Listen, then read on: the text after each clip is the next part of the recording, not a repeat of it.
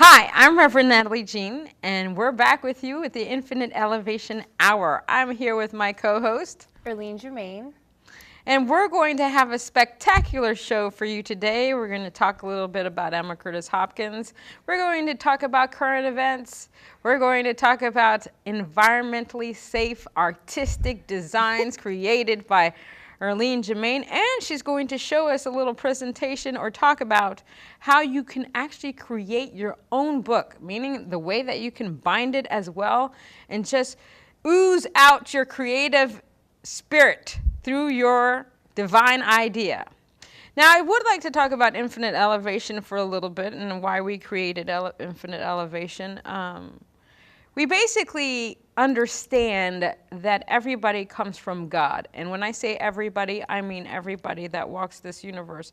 I'm talking about the creatures too, the spiders, which I can't stand, but they're part of God too, and squirrels and mice and snakes, all kinds of creatures, the environment, the trees, the grass, and everything. But when we're talking about spiritual beings, we know that everybody is success. We don't see anything different than that.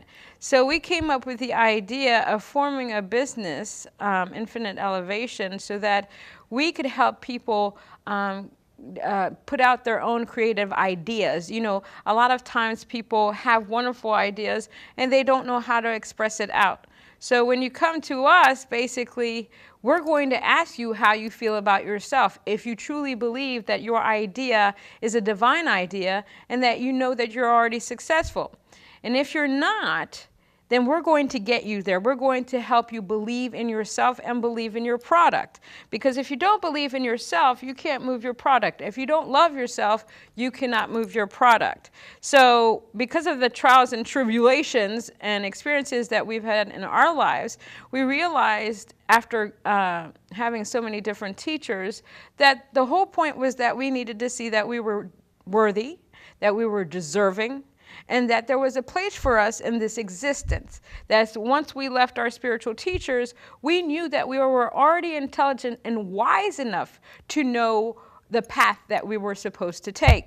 So we decided to create Infinite Elevation, where we do websites, logos, anything business designs, forms. We started a publishing company, and now we have this little production company. And then we have many more things on the horizon that are going to be coming out soon. So, you know, if you have any creative ideas, book ideas, you're having a wedding. We also do weddings because I am a minister. You need tickets done, a menu done, whatever it is, we can do it for you. Now, we are so lucky to have a talented graphic design artist, Erline, who will design most of the things for you, and I also do website design as well. Would you like to talk about your graphic experience, your graphic design experience? Just a little bit. Just want to let the audience at hand know that it's just pure creativity, inspiration from within, and just as we all have gifts, this is one of my gifts and one of my passions that I found a little bit later in life, Right. but I am absolutely in love with, and also helping others seek out their creative outlets and also their vision, making that come true as well, because sometimes we might have an idea, Right.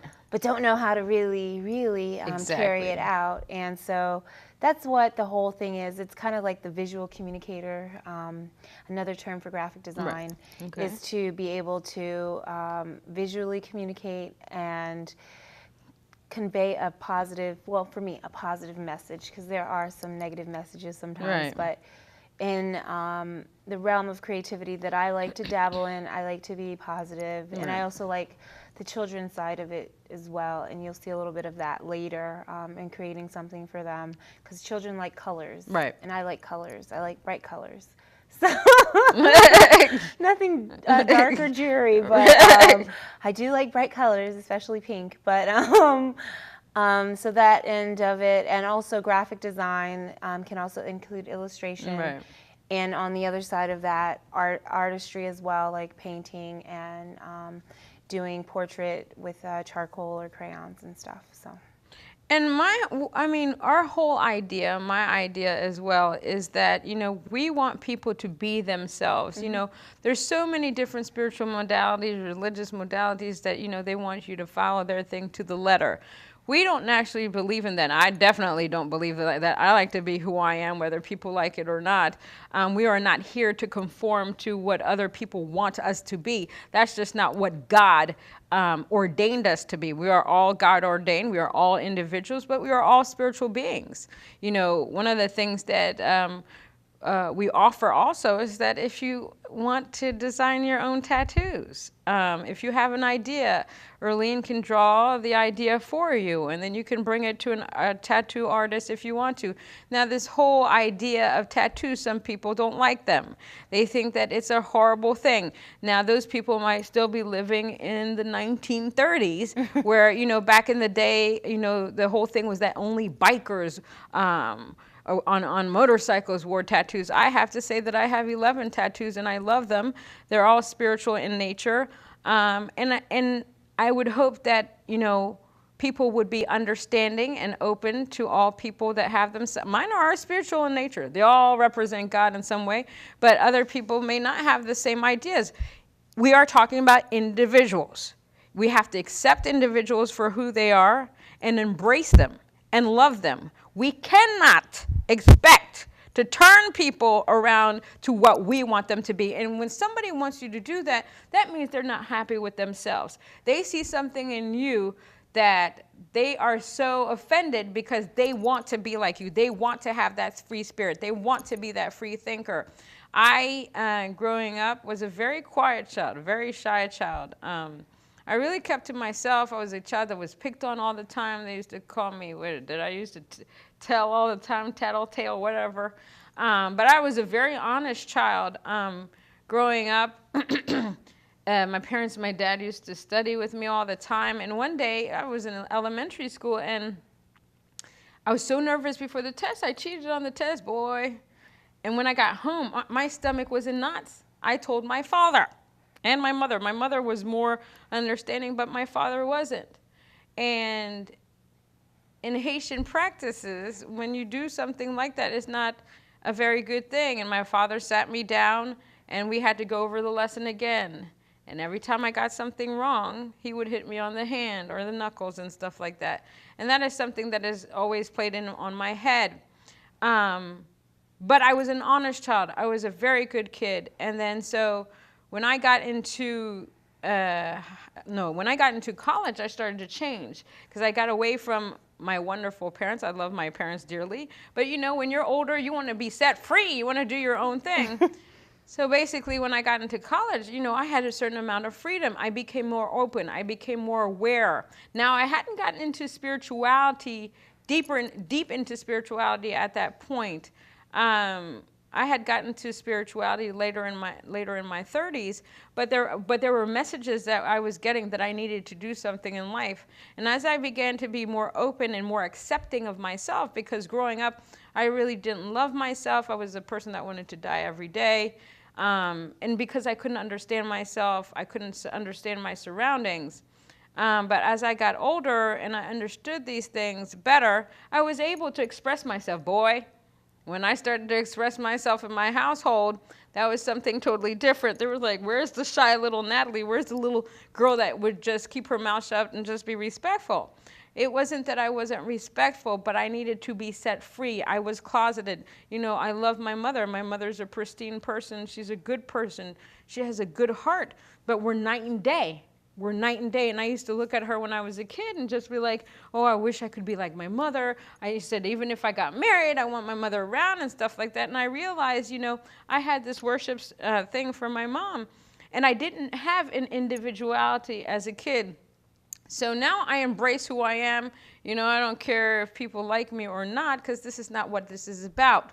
This is about improving people's lives, getting them to a place where they can be accepting of themselves. This is the core thing that we want to get out there. We want you to stand tall, hold your head high, and see that there is a beauty deep within. There's an outer beauty as well, that you are gifted. It doesn't mean that you have to be some kind of artist. You could be the person that's picking up the trash. We need people like that. There's an art form to it, believe it or not, because I watch the guys pick up the trash every day. You could be the construction worker. You could be the architect. You could be the person that working in the homeless shelter. That is your thing that you do. And we have all many unique gifts out there. So we need to really start embracing the gifts and talents that God has given us and stop being afraid to put it out there because we're caring about what other people think. We need to hold true to ourselves, speak our truth, walk the walk, and talk the talk. What do you think, Erline? Well, you said a lot of things in your discourse just now. One of the things I wanted to go back into talking about was the tattoos. And I think in Western culture in the United States, it's more of a taboo with the older generation, but there are other cultures that embrace tattooing and different forms of tattooing. I have a henna tattoo that I made my own self, and that's from the Indian culture. And they usually do these at weddings, and it's not permanent, but it's kind of cool when you kind of do it on your own, just a form of expression. But for wedding ceremonies, the brides get their hands and their feet tattooed. But if you see that in America, someone walking down the street like that, someone might not take to that so well. So I think it's it sounds like a little bit of a cultural acceptance, you know, on many levels. And then a little bit about parents and you coming out. I can relate because definitely within our culture, it's very difficult. I'm Haitian as well. Sometimes voicing your opinions and then it being considered disrespectful. But in actuality, it's a woman's right to speak because in our culture, women don't really say much. And they're mostly in the home, as my mom has told me back in Haiti. And the man is the one that goes out to work. So their responsibility is to stay home and take care of the children or the house and whatnot. So when you do speak, it's like, oh, they don't really have much to say. You know? So, but when you do speak and you do sound intelligent, I think that's where people kind of get a little fearful of you because that means you have some form of power because your voice has power. And women in the United States have fought hard for that fact, but I think in some other countries, they don't have that luxury or that form of way of using their voice to get their message out to others. So I do encourage, if you have something to say, I'm always like, if you got something to say, just say it. You know, there's no point in like holding back what you have to say, especially if it's to better somebody, improve somebody, or even yourself. Because there's no point in sitting back and holding and bottling something in and letting it like just bring you down. Whereas if you don't even feel comfortable saying it, writing it down, you know, just getting it outside of yourself will go the distance. And sometimes I think parents mean well, but in the long term, you know, it can have lasting impressions on you. And it takes a lot to be able to stand up for yourself, you know, and know this is what I want, this is who I am, and I'm not going to back down from that. And that took me a long time to understand because I always thought something was wrong with me because they made me think I was crazy. Just because I thought differently. I was a creative person, you know, and that's what I wanted to do. And I really tried to conform and to go to school, study poli-sci so I could be that lawyer, but it just wasn't in me. And not saying that I didn't get the grades. Yes, I did get the grades, but my heart wasn't in it. So I'm not going to ever tell somebody if your heart is not into something, just don't do it because you know yourself best. You know, at this point in time, even if you are 20-something, you know, 30-something, 40-something, however old you are, you have a deep sense of who you are. And what you like and what you don't like. And sometimes we shy away from that or we conform to society or to the peer pressure. Oh, I have to be like this. Because I used to be friends with people. I didn't really like them. But I was friends. No, I'm not going to lie. I was friends with them. You know, they'd call me and I'd have conversation with them. But I would never really reveal my true self, you know, because I didn't think that they would like who that person was. So I had to kind of conform to who they thought I was. And so, you know, to this day, I'm not friends with a lot of people, and that's okay. You know, it's not about quantity, it's about quality. So, yeah, that's what I have to say. I could go on and on about it, but I know this subject is close to our hearts. You know, we're not saying that Haitian parents are bad. One of the things that they do, unfortunately, in Haiti, and it's just a cycle. It's a tradition. It's a cycle. You know, the way some of the parents raise their kids is to actually fear them, because they think that if the child fears them, they'll have respect for the parents. And I've often spoken to many Haitian parents, and I think that's a poor way of trying to teach a child respect, because in life they're going to always have this fear aspect in them, and that's not how we're supposed to be, especially in spirituality, especially with God. You're supposed to be fearless. So here we're going to be teaching people how to be fearless. You don't have to be afraid of your parents. Yes, should you respect your parents? Yes, they gave you life, they put you on here, they've paid for school, they've put food in your stomach, they've clothed your back. Of course you respect and you love your parents, but there's a point where you have to stand up for yourself and know yourself. You know, when we reach a certain age, like the age of 30, that's actually when people really start to question life. Question why they're here. Question why am I listening to this? Questioning why they're sad, why they're depressed. Isn't there more out of life? And that's when we tend to seek out all these books to read about the universe and how do we get the relationship, supply and abundance and all that stuff. We really want to understand how we get back home.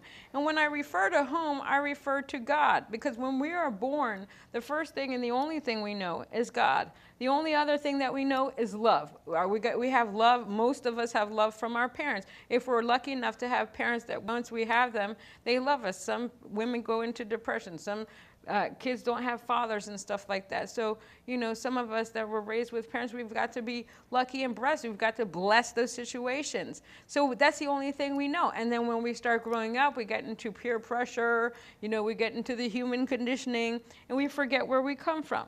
And then 30s or mid-20s, we start to say, I know there's something different. You know, I'm having all these visions. I'm having all these messages. I know that this world is supposed to be different. For myself, I always thought I was supposed to be like Jesus, basically get nailed on a cross. And later on, when I got older, I realized what my work was supposed to be. So you've got to be in tune with yourself. You've got to strive for your individuality is very important. One of the things I wanted to touch on today was, you know, the current event. We're always going to have a current event on here. And the subject I wanted to talk about today is about bullying, because that is a huge thing that's going on in the world, which is very, very sad. One of the things that I saw I think this year, a couple of months ago, and most people know about this, was about that bus driver. Or the bus lady that was on the bus, and these kids were nasty to her. And she began to cry, and luckily somebody videotaped that and put it on YouTube. Now there's nothing that you can do in this world that won't end up on YouTube. I'm telling you this much. And the outpouring of concern and anger towards these kids was amazing. This woman ended up, with almost near $1 million. People started donating for her retirement. I mean, she's set for life, all because somebody took the time to take the video and put it on YouTube to show how these kids were very nasty to this lady. And it's interesting because the parents of the kids were astonished. They were shocked that their child could be so mean and so cruel. And some of the kids that did the bullying were actually astonished at their own behavior. But sometimes the kids that are doing that kind of stuff, they're following the peer pressure. They're going along with the plan with the other kids that are doing the rabble-rousing, as they say. I, for one, believe that, you know, people that are doing the bullying, they have issues themselves. They're bullying because they can't stand who they are. They're bullying because they're depressed, they're unhappy, and that's an outlet for them. Let them take out their pain on somebody else. Especially kids nowadays, you know, a lot of them are starting to understand who they are. Some of them realize that they're gay, and sometimes there are kids that will bully the kids that are gay. Why? I believe it's because they're gay themselves. Why would you want to treat another individual so poorly because they're different than you? What is it of anybody's business who the person likes, how they're going to walk, talk, whatever. I don't understand that. And so it's been so tragic for me to read about these teens that go on YouTube and, you know, they're so against bullying. You know, they've been bullied. And then, you know, you have some of these kids that they give up in the end. They just can't take it anymore. And they commit suicide, which is the worst thing. So I would hope that, you know, in our time now, especially all the spiritual people that are out there, that we would start to pray for these kids, that they have their own understanding, that they have understanding within their heart, that they don't have to afflict their own pain on somebody else, that there are plenty of people that they can talk to. I mean, what do you think on the subject, Erline? I think I can relate, because growing up, it wasn't really called bullying then. I'm not sure what the term was, but I did go home a couple of times telling my mom the kids weren't being so nice to me because I was getting good grades. So no, and they would call me things like teacher's pet, and because I spoke English properly, I was called an Oreo.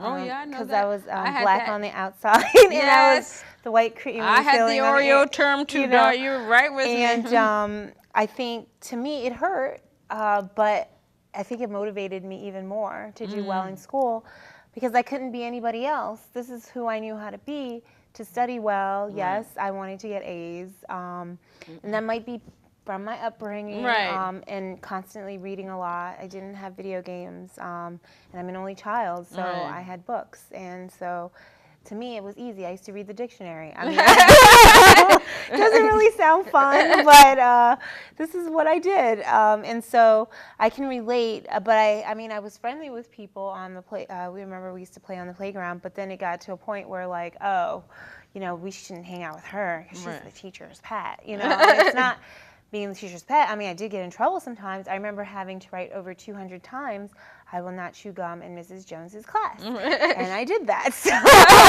because I was chewing gum. So, you know, it's not even necessarily saying that I was being a goody two-shoes and brown-nosing or anything, but just for being who I am.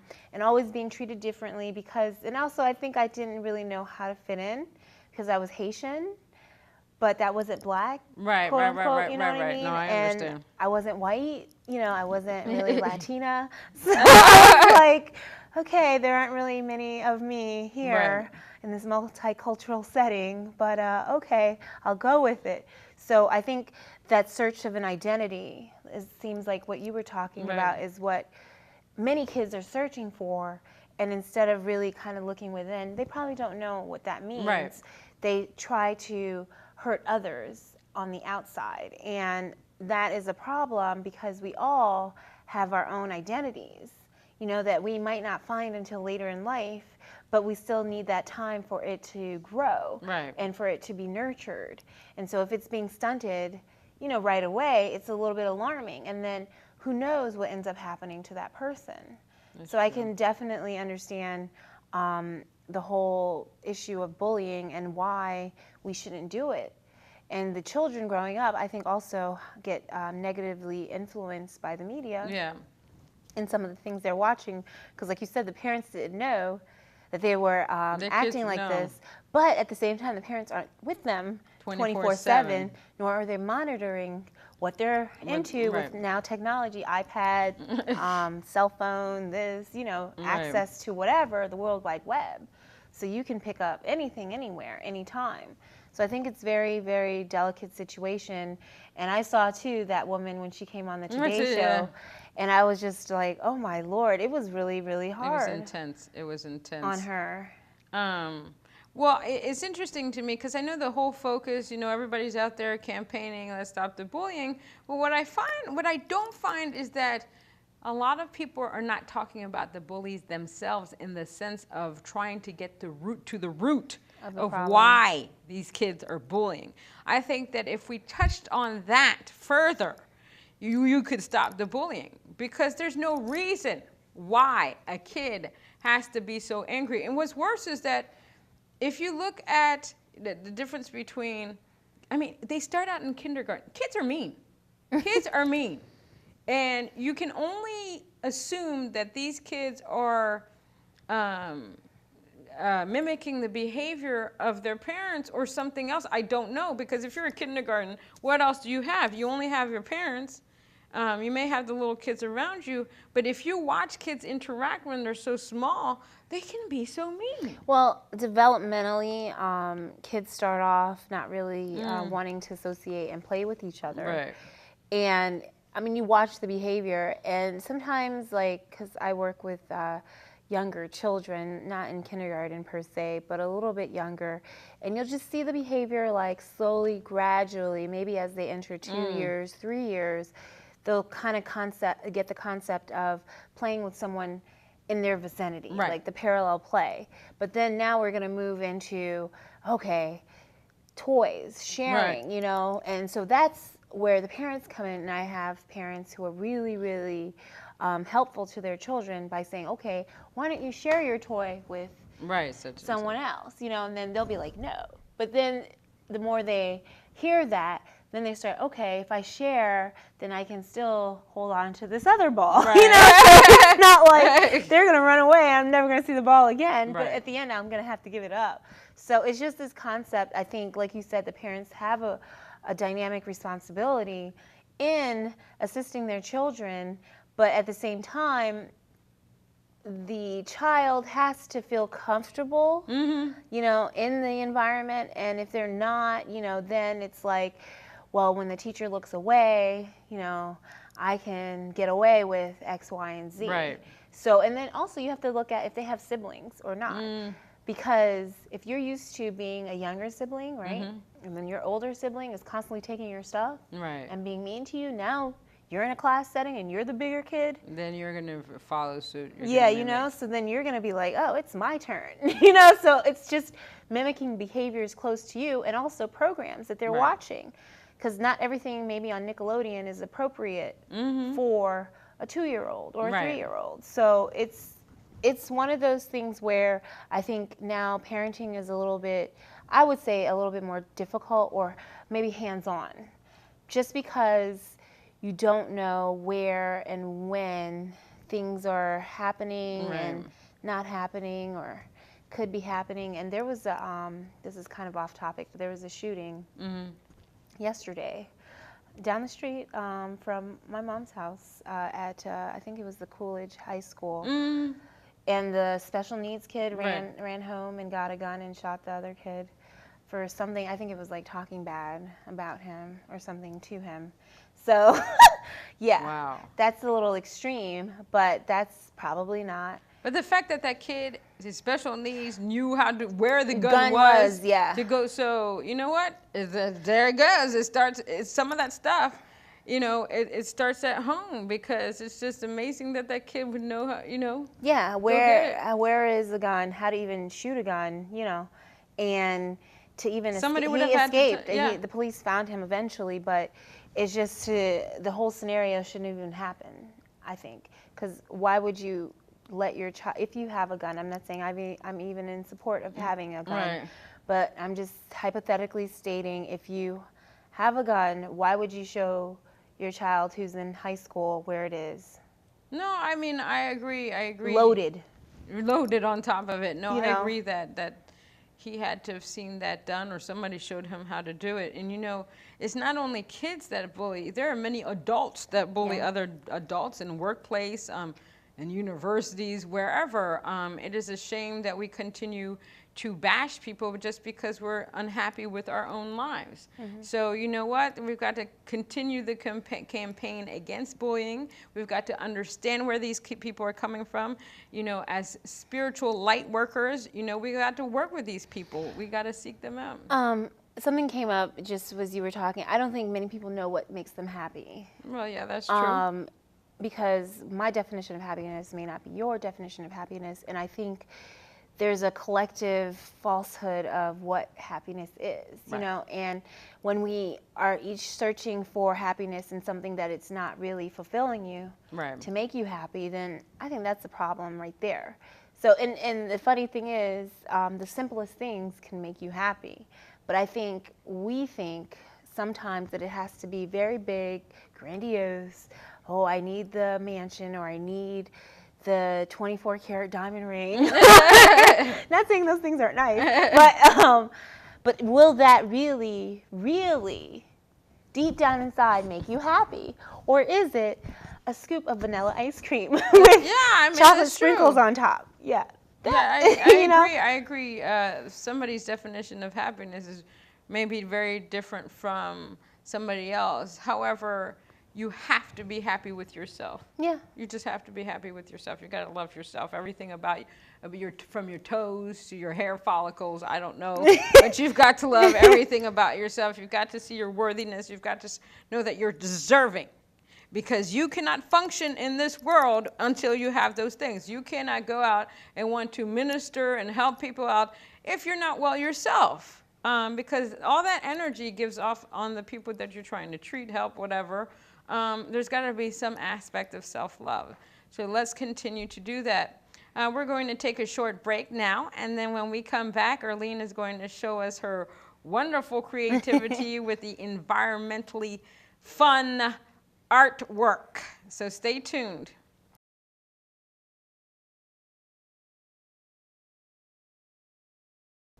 Hi, I'm Reverend Natalie Jean, and we're back with you with the Infinite Elevation Hour. Erline Germain is going to demonstrate her environmentally safe artistic endeavor that she had to do for her wonderful class, and she's an amazing artist. Take it away, Erline. Thank you, Natalie. I just wanted to show you guys something that I put together off of an idea that I had. It was to make a museum exhibit come to life, and I chose the concept of dinosaurs. Rawr. To kind of expand and to do something a little bit different and funky. And to do that, I had to actually go to the Museum of Natural History downtown in Washington, D.C. It was a really fun trip, and I took tons of pictures of the exhibit, but I thought it was a little bit old and stale, as I guess dinosaurs are, right? So I wanted to make it a little bit more fun and interesting, so I came up with the ideas of these eggs, and this one is the Triceratops egg, the Tyrannosaurus, and then the Brontosaurus. Rawr. Okay. I'm going to keep doing that. And the way I came up with the design, you know, I did it on my software, my Adobe software, Illustrator. All of this is done in Illustrator. Found some textures that I thought, when I did some research on the dinosaurs, were appropriate with them. And just put them set up accordingly, and it had to be 3D, and also the other restriction that I had was 25%, I mean, when they come to life size, 25% of the life size thing.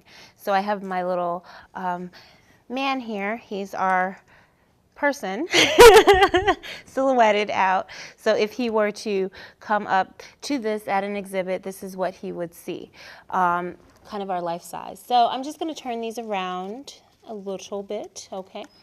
I'm supposed to, let me see, pick them up for you. And on the other side is just a little bit of information about maybe the dinosaur that you can look at if you go on the other side.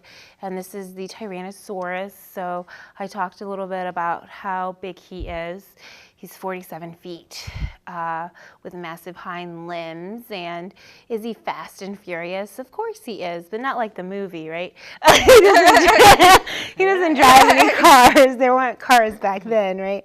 And some of his relatives I included are the lion and tiger of today. And I happen to be a Leo, so maybe, you know, I'm a far, far descendant of the Tyrannosaurus. Maybe when I'm angry, right? And so these are really fun, fantastic eggs that I made. I put them in a little bit of a nest, and I had to choose kind of the color palette to match them on the other side. And as you can see over here, this one was a good illustration. I put their skeletons, the design of their skeletons on here as well, just to kind of give you an idea of what, you know, they might look like inside of the egg as they're an embryo. And a little quick fact about the Brontosaurus, they say he wasn't quite too intelligent. Although he was a great slow-moving animal, he had a huge size and a long neck, he was oftentimes very clumsy. And he was very instinctive, but kind of unintelligent, and that's why he was a favorite of some of the other larger, more faster dinosaurs. And then we have our Triceratops friend, and he, my dear, is just a very strikingly looking animal, in that he has the horns up top with kind of like a gigantic skull. And he is also a very, he was a likable creature out there, you know, kind of like an elephant with his hooves and his hind feet. So these are some of the things that I do, not saying in my spare time, but creatively, and you can do too. And I got a lot of my things, this is made out of foam core, and I purchased that like at the craft store, and some of the grass and stuff. So thank you so much for just, you know, staying tuned and looking at, oh, I'm sorry. Now these are very interesting because I think they would work very well for kids. Sometimes like in a small kindergarten classroom, or even in elementary school. I mean, if there are any teachers out there that need some of this stuff, you know, Erline's here. She's willing and ready to design things for you. Thank you. This is extremely informative. Yes. With all that information in the back, you know, this is really good. We may have to give it to the Natural History Museum and see what about them putting that stuff up in there. Yes, we got to get the name Germain out there. But it's beautiful work. Thank you. I've learned some things. I may go craft my own egg in the house. Maybe I'll hatch. Maybe I'll sit on it, but no, this is very creative. Thank you. Just a reminder, be sure when you do crafts that you get some really good glue, like a hot glue gun will work really well, because that was one of the major issues that I encountered while making some of these projects and projects for future reference. But you live and you learn. That's what creativity is about. But thank you, Natalie, for all those kind words. Again, this is just an idea that I had, and I just kind of explored it, and I tried to make it work. Beautiful, beautiful. All right, well, we're going to take another short break, and when we come back, Erline is going to demonstrate how to make a book, and I'm going to give you a little short lesson on spirituality and doing energy healing, distant energy healing. So stay tuned. Thank you.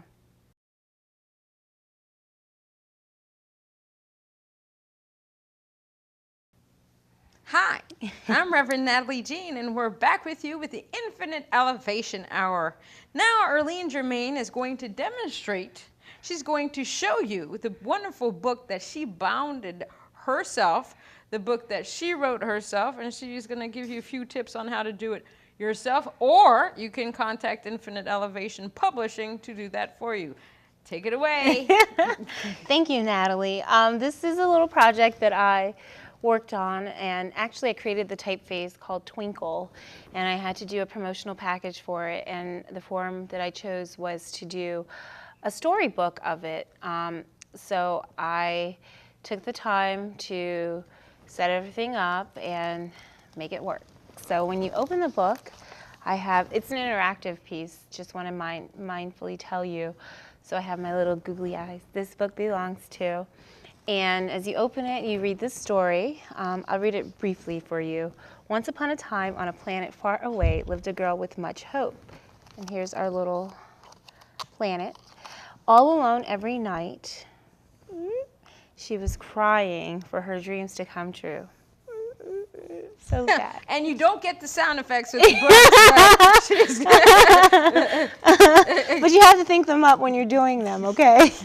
One night, as she looked out the window, a wink came in for a time. Okay, so you have to look out the window. Oops, something sparkly there. It was a bright star. There was a bright star gleaming. And it is gleaming. All right. There was color, warmth, freedom, invitations. She was finally free. Didn't come out so well when I'm holding it. To dream, to feel, to believe. She began to smile. To relax, to be in time. Divine order on a wish. Twinkle, twinkle. Little, star. How I wander near and far. Up beyond the world you go. Boop. Like a diamond mined, forever you glow. Make my dreams without any fear. That's the entire typeface, and there you go. So I think you're all free to dream, free to feel, and free to believe. That's such a beautiful book. You know, everybody, Erline is available for kids' parties if you like. She can come and do sound effects and all kinds of things with any book that you give her. Yes. But why not be creative and create your own book? She may be available for parties for your kids that want to create their own book. Kids always have creative ideas. You could have a great party with that, don't you think, Erline? Yeah, and I actually do assist in some art classes with children, so it's always refreshing to see their twist and point of view, because things don't have to be so neat and prim and proper, and I think that's where you get the raw creative inspiration. Right. So I definitely enjoy working with children, and this might be something that I might venture into, is making some books for them. And yes, like Natalie said, you can do this at home. It doesn't take much. You don't even have to have fancy pieces of equipment. Just have to find some book board. You can find some wonderful tutorials on YouTube on how to even make pop-up books, simple ones, out of pictures, your own pictures at home that you take.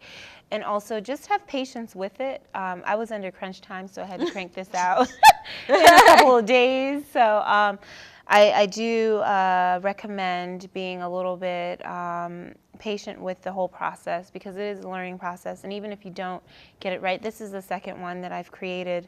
My first book was a feather book, and it didn't go down so well, but it was very nice, but the binding was a little difficult. So I do recommend you being a little patient with the process, but it is one thing that in the end you're really proud, and I wanted to show you guys and to just look out for it, because hopefully it'll be out soon. Wonderful. See, that's what we're talking about with Infinite Elevation. The creativity that just oozes out. Besides being a graphic design artist, now she's creating book covers, creating a book that she wrote herself. Soon she'll be writing her novel. It's going to be all great with Infinite Elevation Hour. Now we want to focus on the aspect of, you know, a lot of people talk about the ability to be able to help somebody that's not even here, not meaning not alive, but meaning somebody that may be in another state, another country, somebody that may be going through something at the time, and you just feel that there's nothing that you can do. But there's actually lots of things that we can do on a spiritual level with our consciousness and doing energy healing, energy distant healing. You know, the first thing that you want to do with energy distant healing is that you have to tap into your own consciousness to see where you are. You've got to be loving. You've got to see that you're deserving and worthy. You've just got to clear your mind of any error or challenge that is going on with you at the time. Now, if you know that there's somebody, you don't even have to tell the person that you're going to do the distant healing for them. But if you know an individual that's going through some kind of challenge, some kind of error, you can focus on that person and send the light out to that person. And one of the things that you do is, you'll have your 2 feet on the ground.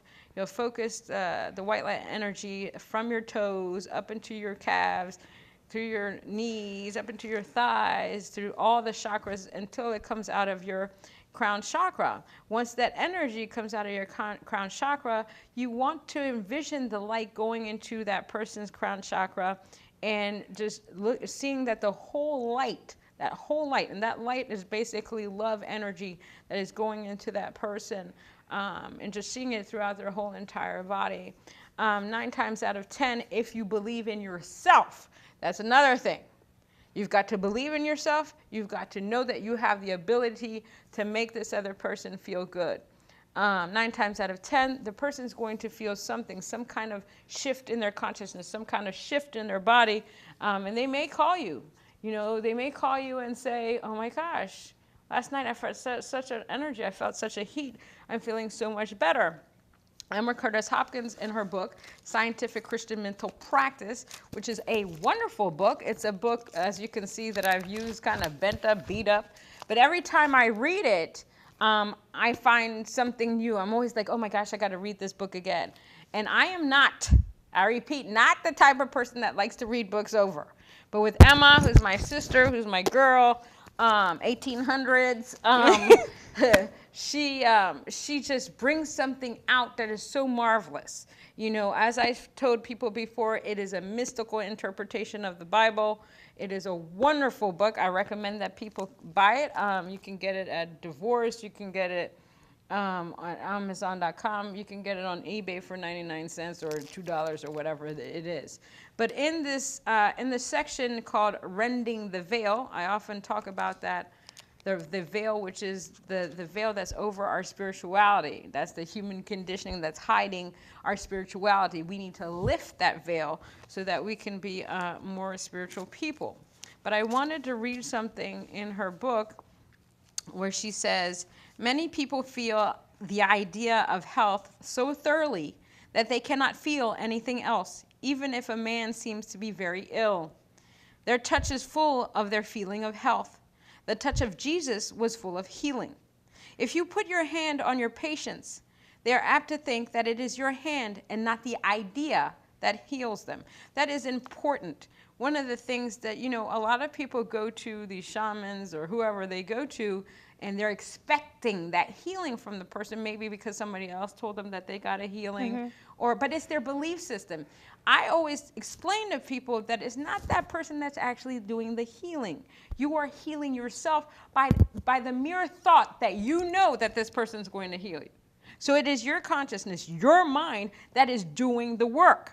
Now, this person is a vessel. This person is needed because you believe in that person. So that's going to work through you. This new presentation of truth is the information to the world that all healing is done by ideas and by nothing else. Therefore, ideas might just as well be given without symbols or carriages as with them. The good religious man of old times kissed the cross and thought the cross would save him. You know how many people, Haitian people, kiss the cross? There's a lot of them that do that. A lot of people still do that. They'll kiss the cross. They think that's going to heal them. As long as your consciousness is clear and you believe that, then that's what will be. He ate bread and thought it would make him spiritual. It was the meaning of the cross and the bread which helped him. They meant nothing is evil where Christ is. All is good where Christ is, and he is here now. If he held to these ideas and left out the cross and bread, it would have been all the same. You do not need carriages in order to carry your ideas to people. Ideas will go and light wherever you send them. If you call the name James Brown, he will hear you even if he is 100 miles away, and you only call mentally. Then if you tell him over and over exactly what you want him to know, he will catch the whole purport of your ideas. If your ideas are the truth about his health and his life, he will brighten up and get well. Maybe he does not know you are speaking to him. He simply thinks as you think and feels that he has gotten well without a doctor. He has caught what you said as the inventor catches the idea of a machine. So it's very simple. This healing work is very, very simple. You have to believe in yourself. Now, we can heal our own bodies, you know. I'm not telling people out there not to go to doctors. I think doctors are needed because not everybody believes the way that we do, that we can heal ourselves, you know. I know that there's several herbs out there that can, quote unquote, cure cancer, but we all know that cancer is a dis-ease. It's not necessarily something that is, I would hate to say real, because not everybody believes in that, but in our spirituality, we see cancer as a form of error or challenge and stuff like that. But when you start to decide that you don't believe in the process, you fight it. We have our wonderful, wonderful producer, our wonderful man that takes care of us here at the cable station, went through a battle himself, but he believed in himself. He worked with God through his process, and he was able to fight the nothing. I call it the nothing, because he believed in himself so much. He knew where God is, that he was completely healed. And when he went to the doctor, they wanted to try something new on him. And nobody, I believe, survived it, or it didn't work for them. This was the one man that went through the process, believed in himself, and was able, I believe, to heal himself of all unnecessary error or challenge going on in his life. And he's a good person. He's a good man. He takes the time to be with us every single Thursday at 6:30. We try to crack him up, make him laugh. That is part of our payment. But it's proof that you know, in this lifetime, we can heal our bodies. We can try to heal other people with our consciousness. So we need to learn to work positively, have a positive mindset, work with individuals. All this stuff is not about us. You know, when we decide to do something out there, we work with our gifts like Erline does, or I work in ministry. Is not about us. It's making sure that when we bring about something, it is changing somebody else's life. When you decide to bring out your goals and all the things that you want to do in your lifetime, that means that somebody out there in the universe is doing the same. Because consciously, you have made the effort. You're saying, you know what? Now is the time. I'm going to do it, and I cannot be stopped. Because the only person that we're concerned with is God. Because all our ideas are God-ordained in every aspect. Now, when I say that, I mean all the positive things. Don't think that anything negative that you want to do is God-ordained. It is all the positive things that lead to a positive life. These are the things that are God-ordained. These are the things that are going to teach people how to heal the universe, how to walk in the right path. Don't you agree, Erline? Yes. I'm a strong advocate of positivity and tapping into your godlike qualities, because that's what, for me, in my experience, that's what has made the difference. And when people do listen to the voice within, it takes you very far. And to know, you were stating something that when you are ready for something, it will happen. I do believe that too. Because you might have the idea, but then something stops you. Oh, I don't know. But if you have that firm belief that, you know what, I can get it done, this will get done. And I can attest with even these projects that I've shown you. I mean, there were moments where I even doubted, and I was like, I don't know. I might not have to sleep. I might not have to do this, but I fought through it. Right. And I made it happen because I had a firm belief in the end, like I needed to do this. I needed this to happen, and it was going to happen. Right. Not knowing really how, but just standing firm in my belief. So, you know, whatever you want to do in this life, and I was even having this discussion with a dear friend of mine, that we're no different from celebrities or certain athletes or whatever. They don't have an extra limb. They don't have, you know, something superhuman that we don't really know about. But I could say they believed in themselves. They believe in what they wanted. You know, they wanted success. They wanted to be in the spotlight, and they worked at it. You know, little by little, I guess one step at a time, but at least you're making progress. You're taking a step. Right. But those of us that remain stagnant, you know, but want things and don't work towards them, then, you know, you're not really going to be moving in any direction whatsoever.